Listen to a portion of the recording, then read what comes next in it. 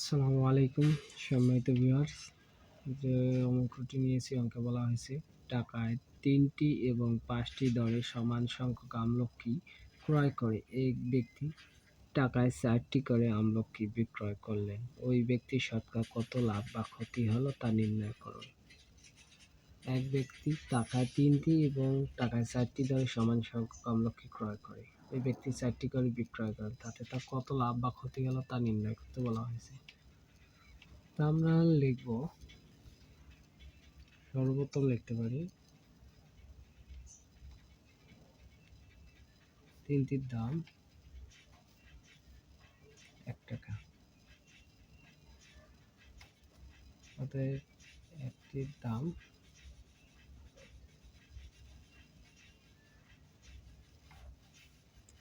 ৩-এর ১ টাকা। আমরা আবার লিখব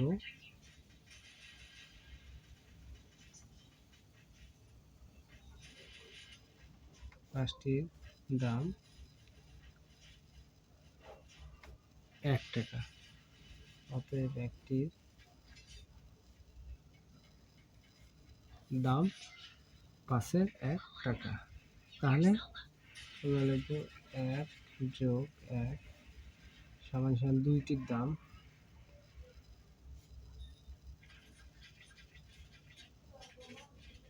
এটার দাম বলতে কি, এটা ক্রয় মূল্য। ২টির দাম হচ্ছে কত?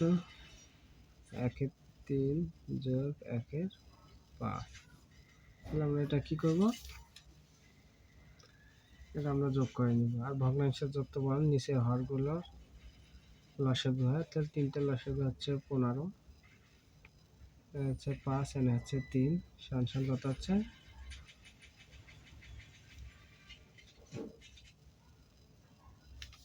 ১৫,৮ টাকা। এটা হচ্ছে দুইটার ক্রয় মূল্য। এখানে আমরা লিখব বিক্রয় মূল্য। আমরা দেওয়া তাহলে ওখানে বলা হয়েছে ৪টি দরে বিক্রয় করলে, টাকায় ৪টি করে আমলকি বিক্রয় করলেন। তাহলে আমরা লিখব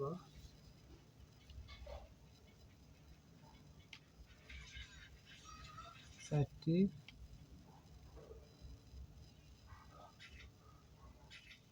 বিক্রয় মূল্য সমান ১ টাকা, অতএব একটি বিক্রয় মূল্য সমান ৪-এর ১ টাকা, অতএব দুইটি বিক্রয় মূল্য হচ্ছে ২ আর নিচে হচ্ছে ৪, সমান হচ্ছে কাটাকাটি করলে হচ্ছে ২ দিয়ে ৪ করলে ২, হলে ২-এর ১ টাকা। তো আমরা কি পেলাম?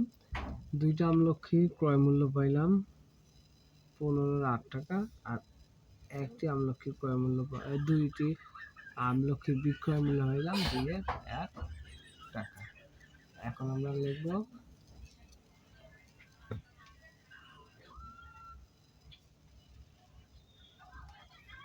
আমরা জানি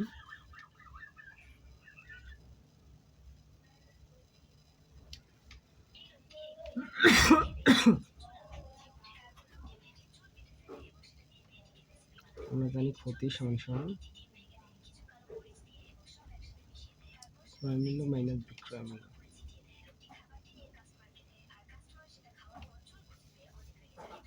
আমরা জানি ক্ষতি সমান ক্রয় মূল্য মাইনাস বিক্রয় মূল্য। তাহলে ক্রয় মূল্য হচ্ছে ১৫ মাইনাস বিক্রয় মূল্য হচ্ছে ১/2। তাহলে আমরা কি করবো? আবার এটা লসাগু করে নিব। লসাগু করলে ২ আর ১৫ লসাগু হচ্ছে ৩০, ১৫ দিয়ে ৩০ ভাগ দিব, উপরে একটা লবক গুণ দিব, তাহলে ১৫ দুগুণে ৩০, ৮ দুগুণে ১৬, তাহলে ১৫ দুগুণে ৩০, ১৫ পক্ষে ১৫। তাহলে আমি এখানে দায়িত্ব আছে ৩০-এর ১৫, এটি সব কিন্তু টাকা। এখানে দাঁড়াইলো কি? সব টাকা। তাহলে ক্ষতি হলো ৩-এর ১ টাকা। এটা হচ্ছে গিয়া দুইটিতে। এখন আমাকে বলা হয়েছে প্রশ্নে ওই ব্যক্তির শতকরা কত লাভ বা ক্ষতি হলো তা শতকরা। এখন আমরা লিখতে পারি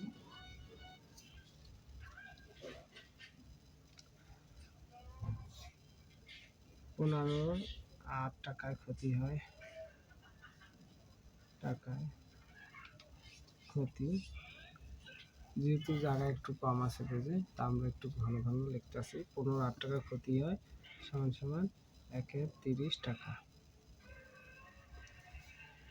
অতএব 1 টাকা ক্ষতি হয়, যদি 8 টাকা ক্ষতি হয় 31 টাকা, তাহলে 1 টাকা ক্ষতি হবে কি কম, কম হলে কি হবে ভাগ, 30 ভাগ 15 টাকা। আবার লিখবো কি, অতএব 100 টাকায় ক্ষতি হয়। তাহলে কি হইব, 100 টাকা যদি ক্ষতি হয় তাহলে হচ্ছে 30 ভাগ 15,